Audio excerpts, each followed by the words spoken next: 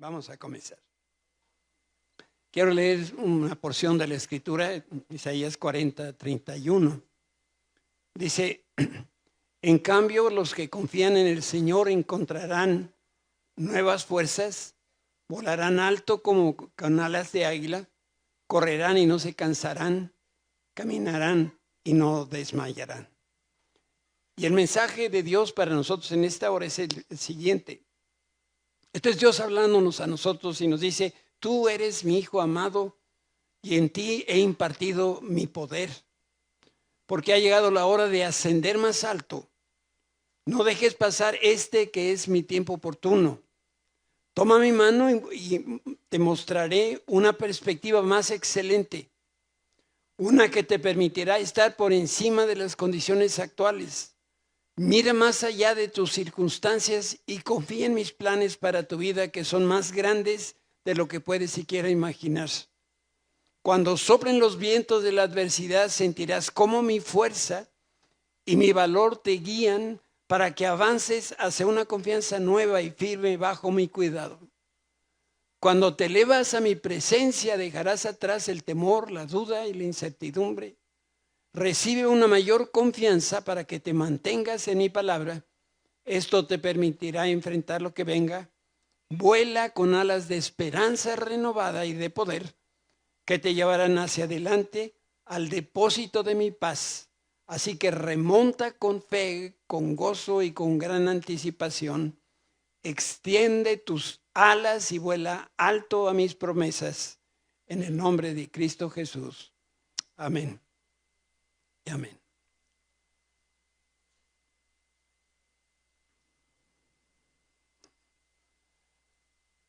Esta mañana queremos hablar de la misión de Jesús. El Señor siempre estuvo enfocado en su misión. Déjenme decirlo de esta manera. Tenía un solo propósito y una sola inclinación en su vida, y esto era cumplir con la asignación que el Padre Celestial había dado. Y la misión del Señor se hace evidente en la vida de Zaqueo. Déjame recordarte un poquito la historia y vamos a leer el pasaje que está en el Evangelio que escribió Lucas. Jesús entró en Jericó y comenzó a pasar por la ciudad. Había ahí un hombre llamado Zaqueo. Era jefe de los cobradores de impuestos de la región y se había hecho muy rico. Zaqueo trató de mirar a Jesús, pero era de poca estatura y no podía ver por encima de la multitud. Así que se adelantó corriendo y se subió a una higuera sicómoro que estaba junto al camino, porque Jesús iba a pasar por ahí. Y cuando Jesús pasó, miró a Zaqueo y lo llamó por su nombre. Zaqueo le dijo, baja enseguida. Debo hospedarme hoy en tu casa. Zaqueo bajó rápidamente y lleno de entusiasmo y de alegría llevó a Jesús a su casa, pero la gente estaba disgustada y murmuraba. Fue a hospedarse a casa de un pecador de mala fama, decía la gente. Y mientras tanto, Zaqueo se puso de pie delante del Señor y dijo, Señor, daré la mitad de mi riqueza a los pobres. Y si estafé a alguien con sus impuestos, le devolveré 4 veces más.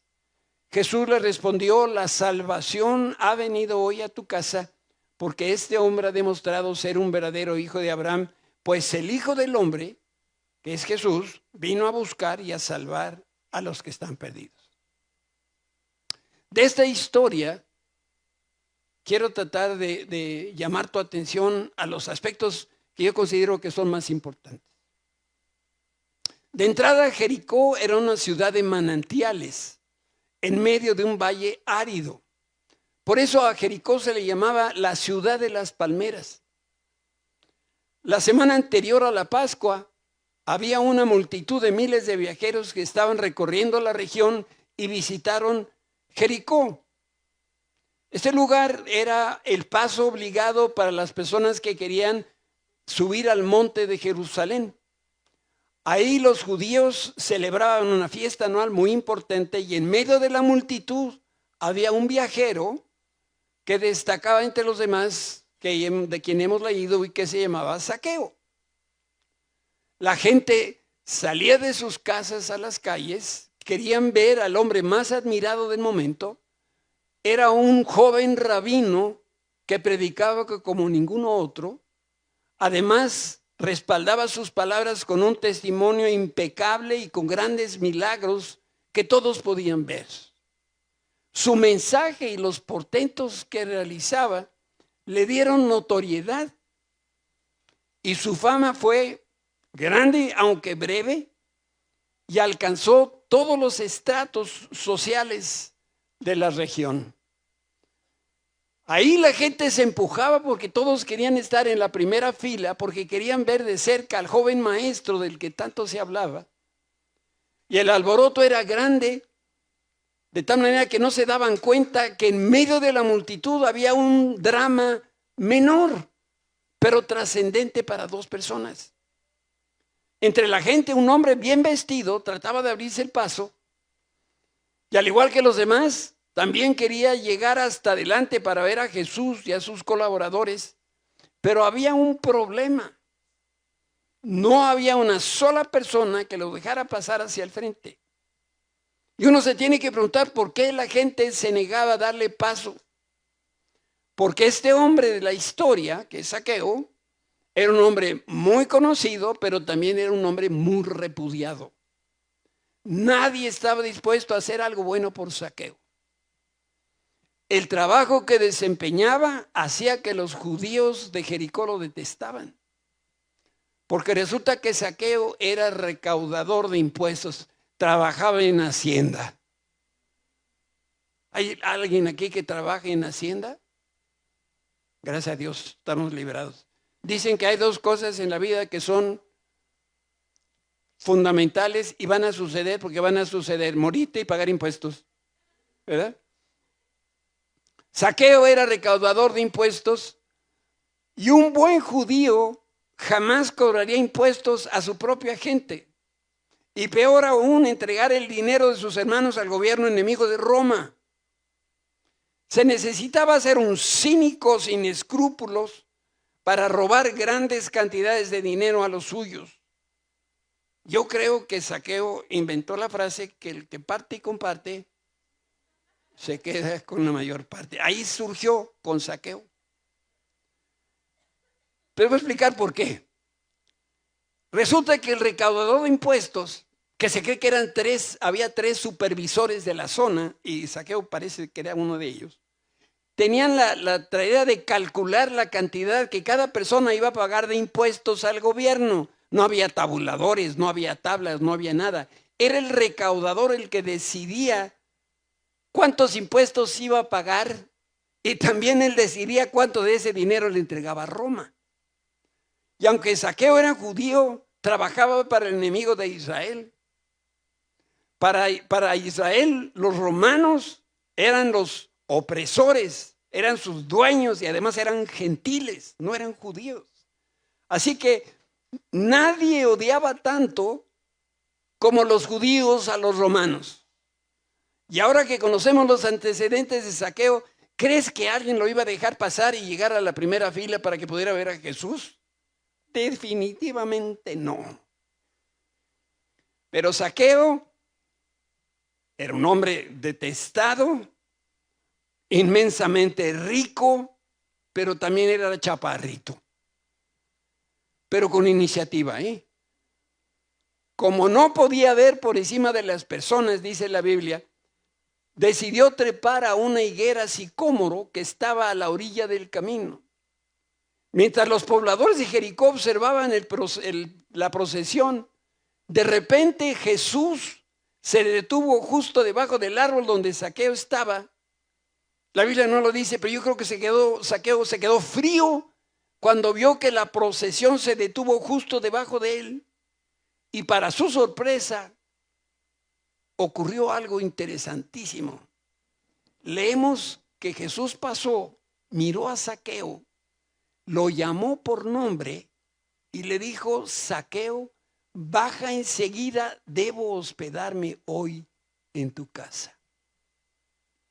Jesús tenía 2 propósitos bien definidos. que se disponía a realizar. La primera, quería autoinvitarse a comer a casa de Zaqueo. O sea que autoinvitarse a comer a casa de alguien, si lo hizo Jesús, lo podemos hacer nosotros también. ¿No? Entonces, si el pastor se acerca contigo y te dice, oye, ¿dónde vas a Pipirín? Tú le dices, sí, pastor, cómo no, con mucho gusto, vámonos a mi casa a comer. Pero resulta que para un judío sentarse a comer con una persona, no era solamente comer, significaba que había su corazón, que lo reconocía como igual y que además entraba en comunión con él. Era bien significativo que un judío aceptara a alguien en su mesa. Y la segunda cosa que quería Jesús hacer era convivir con una persona que todos consideraban un ladrón, un pecador y un traidor para Israel. Así que el Señor quería entrar al mundo de Zaqueo en su casa, pero sobre todo lo que Jesús quería hacer era entrar en la vida de Zaqueo. Por eso, a este hombre que lo rechazaban, Jesús lo aceptó. Y yo creo que lo más asombroso es que el Señor sabía que ese encuentro no era un accidente. Dios lo agendó desde antes de la fundación del mundo. ¿Sabes? No existe tal cosa como un destino predeterminado. Y como ese es tu destino, alguien dice, esta es la ciudad en la que vivo y aquí me voy a quedar. Ese destino fatalista no existe. Hay un destino trazado por Dios, eso sí. Cada cosa que nos sucede, solamente hay dos alternativas. O es la voluntad de Dios que así suceda, o es la voluntad de Dios que permitió que eso sucediera. Sea que estés en la voluntad de Dios permisiva o no, tú estás haciendo de acuerdo con el plan de Dios. Y el plan de Dios, también te quiero decir, va a tiempo. No se ha retrasado, no se ha salido de curso, va a tiempo. Y así como Jesús nos amó a ti y a mí desde la eternidad, también amó a Zaqueo. Y en el momento preciso irrumpió en la vida de un judío recolector de impuestos, corrupto. Cuando Jesús se presenta en tu vida, en mi vida, Él viene e irrumpe. Señor, es que estoy muy ocupado. Cuando el Señor Jesucristo se presenta, tu agenda pasa a un segundo plano, porque el Señor quiere hacer algo en tu vida. Y le dijo a Zaqueo, date prisa, desciende, porque es necesario que hoy me hospede en tu casa. Piénsalo en términos actuales. Imagínate que un subdirector de Hacienda, perfectamente trajeado, zapato boleado con portafolios de piel de cocodrilo, está trepado en un árbol. Así estaba Zaqueo. Y el Señor llevaba en su corazón propósitos definidos y eternos. Ir a la casa de un hombre corrupto y darle el regalo de la salvación. La multitud esperaba que Jesús denunciara a Zaqueo. Por eso murmuraban. Era como si le dijera al Señor, ¿cómo vas a casa de ese ladrón? Ellos creyeron que cuando vieron a Jesús parado abajo de Zaqueo, iba a decir, Zaqueo, mugroso. Bueno, no sé qué palabra hubiera utilizado, ¿verdad? Ladrón, espantoso. Sin embargo, Jesús le dijo, Zaqueo, baja porque necesito ir a comer contigo. Toda la gente murmuraba. Jesús conocía que su palabra no iba a regresar vacía. Y también conocía que Zaqueo sería transformado por la gracia y por el amor de Dios. Y desde ese día, Zaqueo le dijo a Dios, Zaqueo le dio a Dios el primer lugar en su vida y lo restauró de una manera tan generosa, porque inmediatamente le dijo, si acaso le robé a alguien, me encanta cómo está la Escritura siempre para enseñarnos algo. ¿Ustedes creen que Zaqueo se habrá embolsado algo?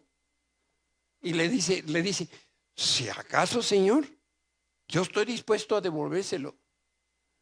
Y dice la Escritura que Jesús le respondió, la salvación ha venido hoy a esta casa porque este hombre ha demostrado que es verdaderamente un hijo de Abraham. ¿Porque regresó el dinero? No, porque este hombre quedaba cubierto bajo el pacto de Abraham, porque era de la familia israelí. De todos los hombres que había en Jericó,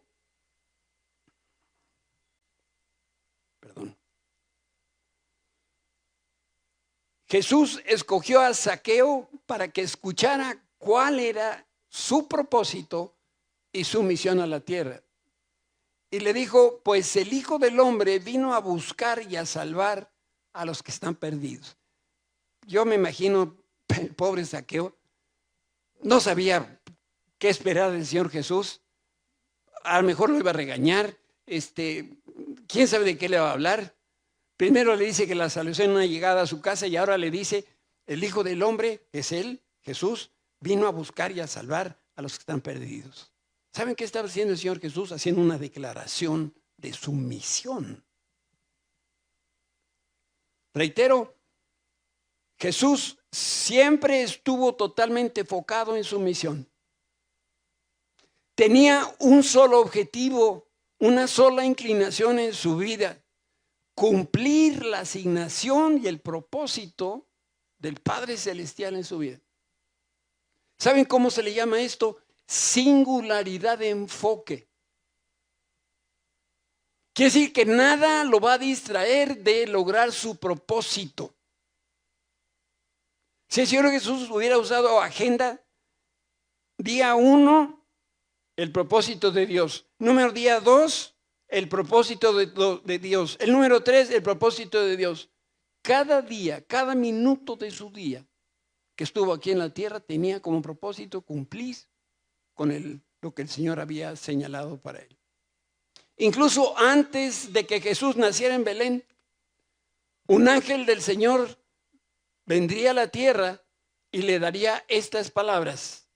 Mientras consideraba esta posibilidad, el ángel del Señor se le apareció en un sueño a José, hijo de David. Le dijo el ángel, no tengas miedo de recibir a María por esposa, porque el niño que lleva dentro de ella fue concebido por el Espíritu Santo. Y miren lo que dice, y tendrá un hijo y lo llamará Jesús, que significa Señor salva, porque él salvará a su pueblo de sus pecados. ¿Cuál era el propósito de Jesús? Salvar al mundo de sus pecados. Todavía no había nacido Jesús y ya estaba su propósito definido, como es tu caso y como es el mío. Cuando Dios concibió nuestro propósito antes de la fundación del mundo, y cuando tú naciste, ya naciste con propósito, un propósito. Y siendo Jesús muy niño, preguntó a sus padres. ¿Se acuerdan cuando van a las fiestas a Jerusalén y pierden a su niño durante 3 días? Y entonces, preocupados, llegaron donde estaba Jesús y Jesús le dice, ¿pero por qué tuvieron que buscarme? Les preguntó. Este es un chamaco que tenía 12 años, 14 años. ¿No sabían que tengo que estar en la casa de mi padre? Otra de las versiones dice, ¿no se dieron cuenta de que debo ocuparme de los asuntos de mi padre? Desde que inició su ministerio terrenal, Jesús mostró que tenía clara conciencia por qué estaba aquí en la tierra. Y yo espero que cuando estamos hablando de estas cosas, tú estás entendiendo que Dios tiene un propósito para ti. Un propósito. Que no tiene nada que ver con muchas cosas que están en nuestra cabeza que nos llaman la atención. Y mira, podemos nosotros, pasaje tras pasaje, ver lo siguiente. Dice, no malinterpreten la razón por la cual he venido, dice Jesús.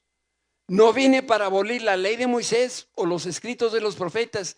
Al contrario, vine para cumplir sus propósitos. Otra de las versiones de la Biblia dice, vine a darle a la ley y a las profecías su verdadero significado y su pleno valor. El propósito de Jesús. Juan 4. Entonces Jesús explicó, mi alimento consiste en hacer la voluntad de Dios, quien me envió, y en terminar su obra. Y más tarde Jesús explicó, pues ni aun el Hijo del Hombre vino para que le sirvan, sino para servir a otros. ¿Y para qué?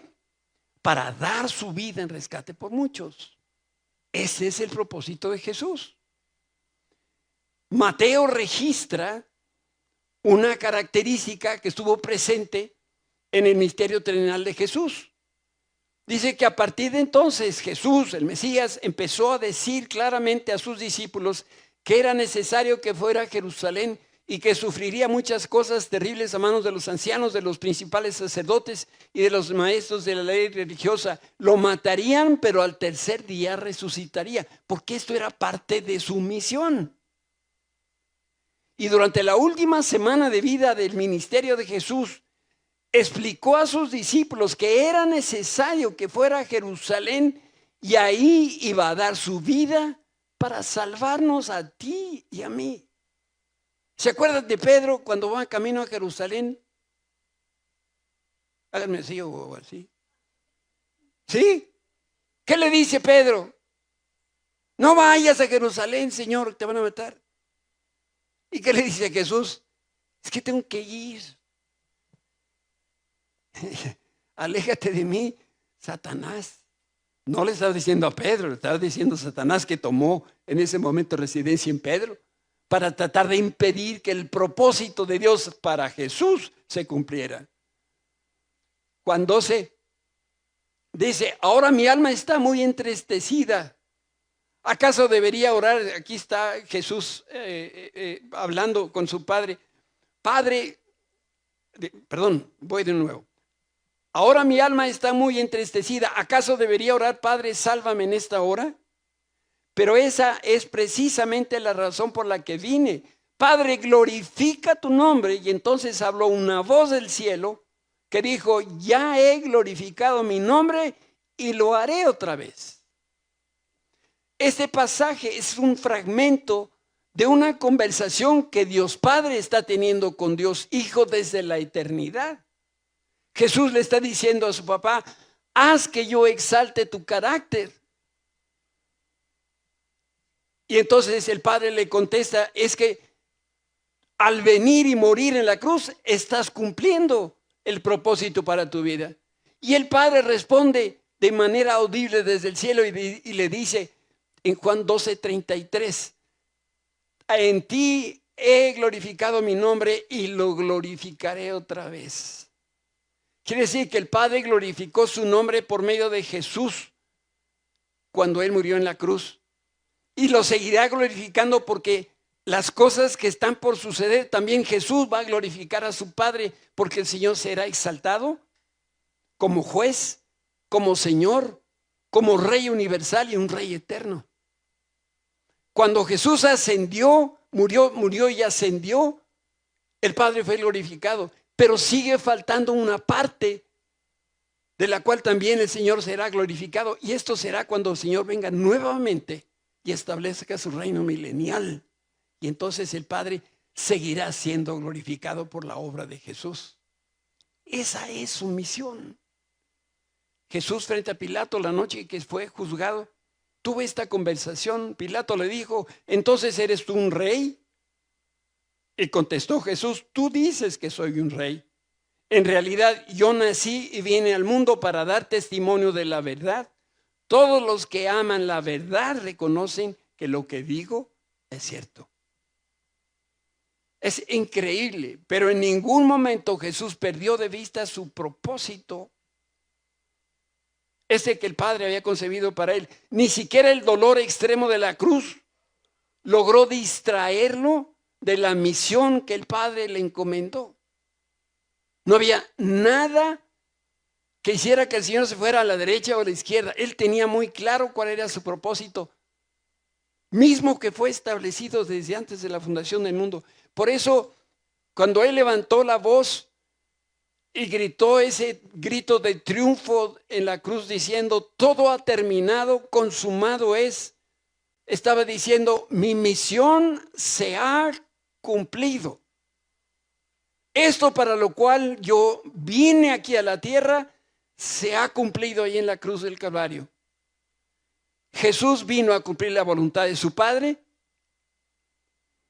vino a buscar y a salvar a las personas que estaban perdidas, vino a darle gloria al nombre de Dios, y esto fue justamente lo que el Señor hizo y cumplió con lo que el Padre le encargó.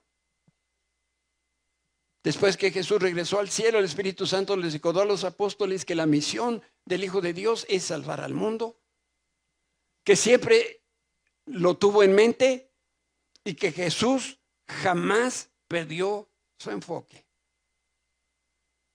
Sea que fueran sus días de fama como sus días de juicio y de dolor. Sea que estuviera con unos pocos o estuviera con unos muchos, el Señor sabía a qué había venido. La palabra de Jesús a sus discípulos nos enseña una y otra vez que Él fue un hombre con una sola misión. Y si hay algo que Dios quiere que guardemos en el corazón esta mañana, el corazón de este mensaje es que tú tienes una misión. Una. Nada de lo que hizo Jesús y de lo que dijo fue accidental. No actuó al azar ni por un simple capricho ni por una ocurrencia momentánea. Toda su vida estuvo guiada por un solo propósito. Todo lo que hizo y todo lo que dijo estuvo en perfecta armonía conforme a su propósito.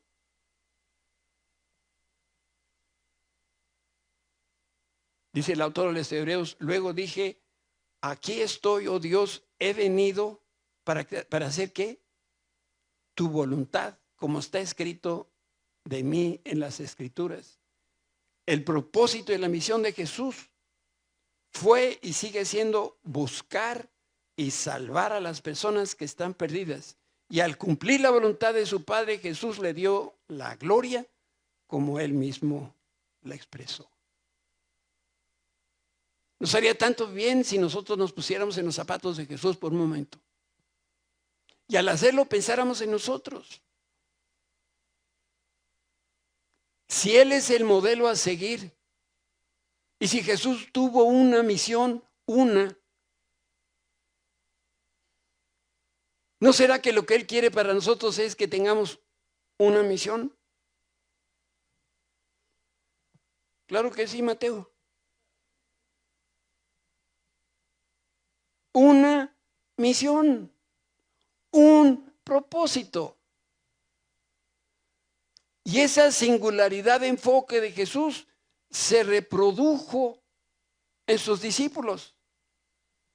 Así como una carrera de relevos, el Señor Jesús necesitaba pasarle estafeta a sus colaboradores cercanos. Y nunca fue más urgente esta necesidad que en los días posteriores de su muerte. Por eso la noche que Jesús fue arrestado, Jesús estuvo orando. Y así, este es parte de su oración, así como tú me enviaste al mundo, yo ahora los envío al mundo. ¿A quiénes? A los discípulos. La noche del día que Jesús resucitó, se le apareció a sus discípulos y les anunció la tarea que les encomendaba. Y una vez más les dijo, la paz sea con ustedes, como el Padre me envió a mí, así yo los envío a ustedes. Yo no sé si conocen a Benjamín, don Benja. Uno es Benji, discúlpeme. El otro es don Benjamín. ¿Puedes levantar la mano, don Benjamín, que no te veo?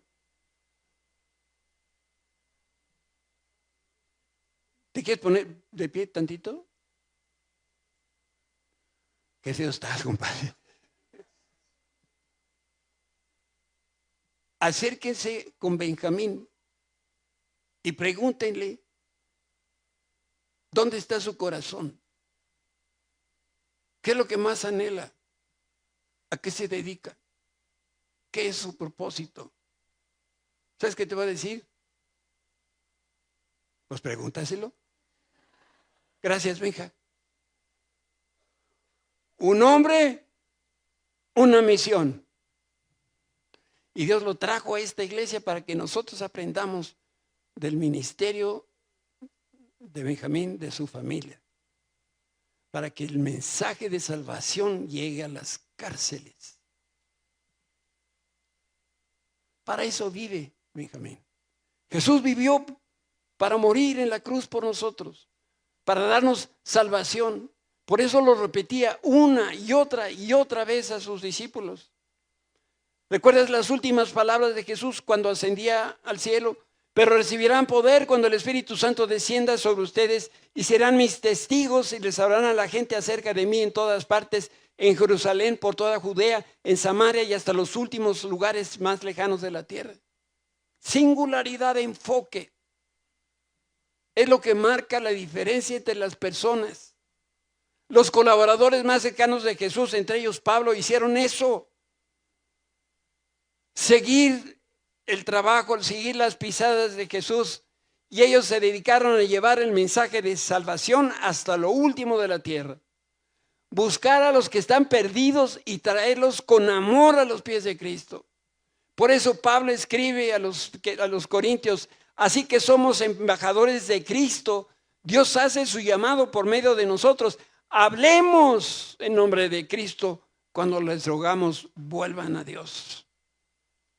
Y Pablo mismo explicaba el propósito de su vida con estas palabras: sin embargo, predicar las buenas noticias no es algo de lo cual pueda jactarme. Estoy obligado por Dios a hacerlo. Obligado, porque tengo esa encomienda como una obligación. Y dice Pablo: qué terrible sería para mí si no predicara las buenas noticias. Si Pablo no predicaba las buenas noticias, es como sacar un pez del agua. Se moría. Y esa singularidad que tuvo Jesús y la trasladó a sus discípulos, quiere el Señor Jesús que también se reproduzca en ti y en mí. Mira, si tú crees que Jesucristo es el Hijo de Dios y que murió en tu lugar, y si tu respuesta es sí, entonces debes ser como Cristo, una persona de una sola misión.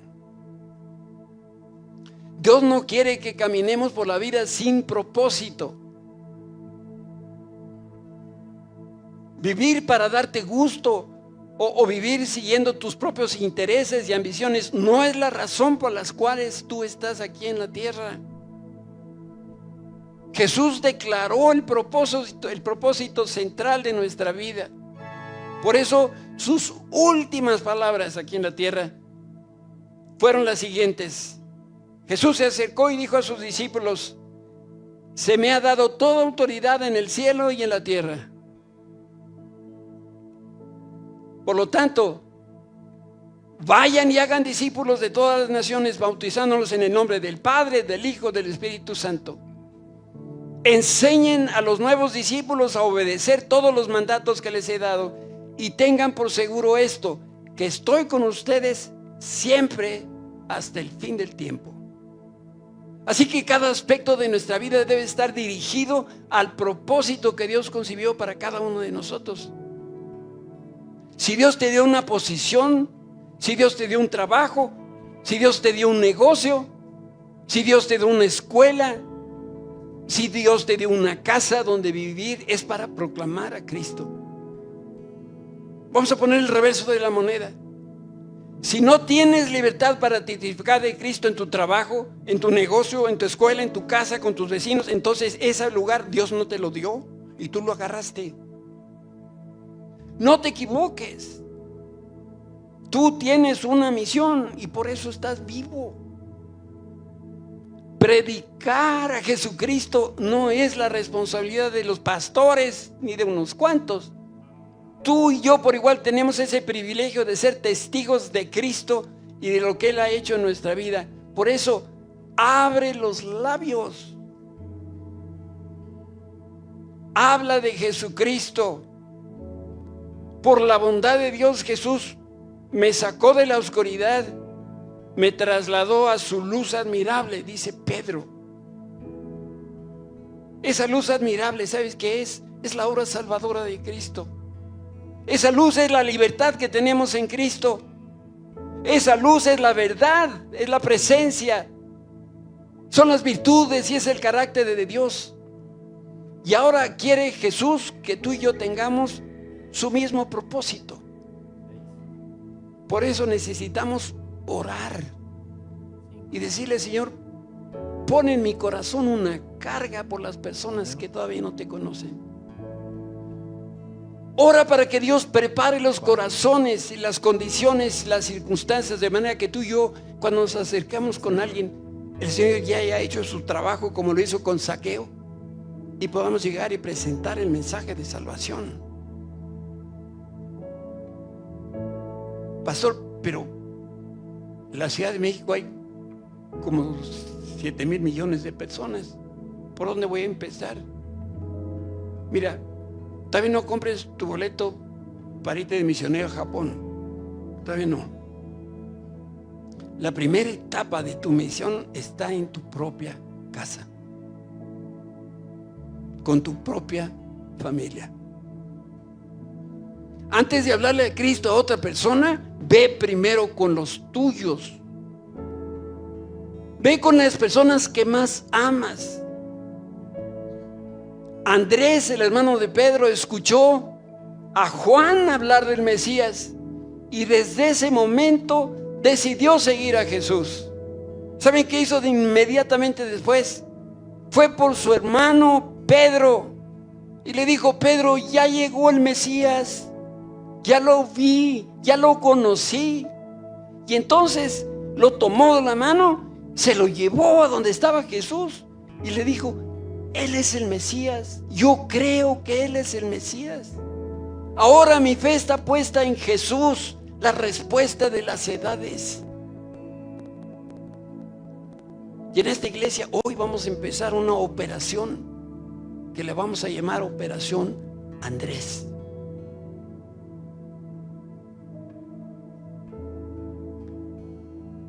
¿Estamos de acuerdo? ¿Sabes qué va a ser la Operación Andrés?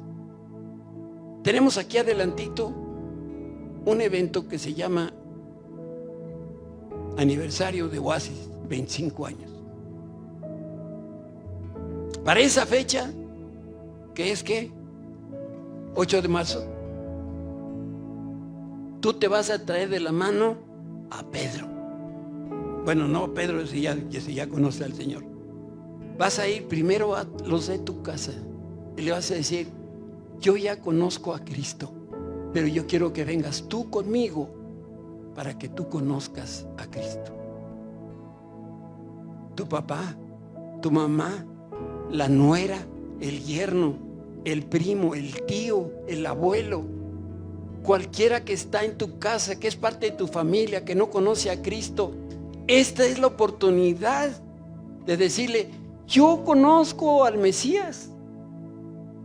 Yo tengo la experiencia de la salvación en mi vida y yo sé que cuando muera me voy a ir al cielo. Y yo quiero que tú también la tengas. Ya oímos en los avisos, vamos a tener un predicador estelar. Feo, pero estelar.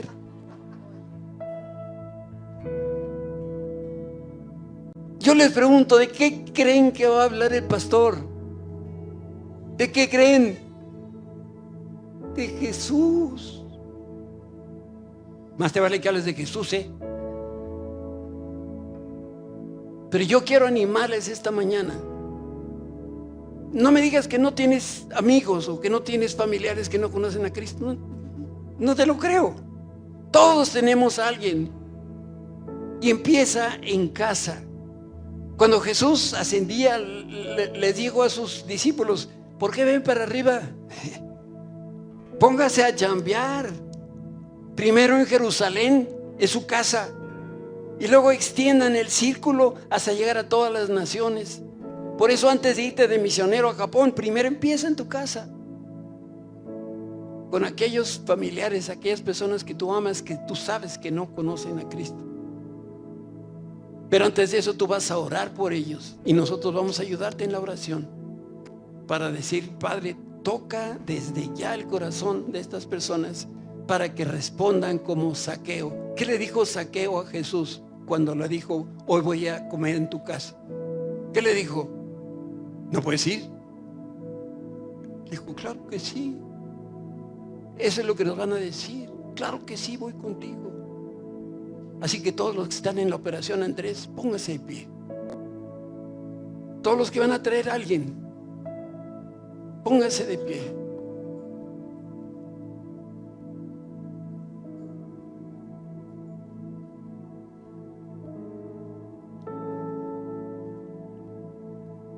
Y vamos a tener la fe, la confianza de que ese día vamos a ver milagros, sanidades, relaciones que vuelven a establecerse.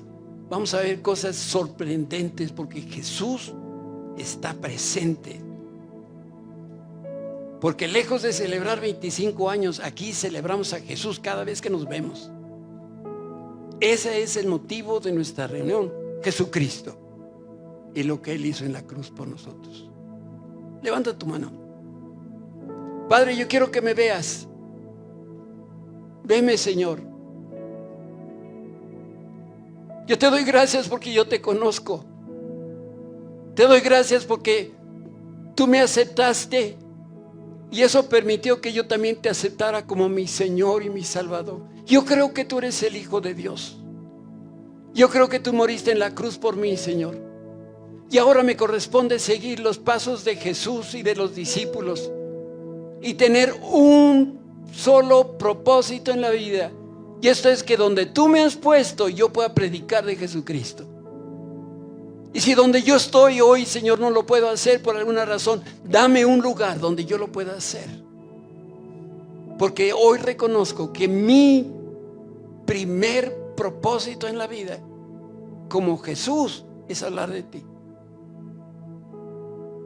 Señor, dame las palabras, abre los corazones, ve actuando en las personas a las que vamos a invitar, para que ese día tengamos una celebración fenomenal, no de 25 años, una celebración de Jesucristo nuestro Salvador.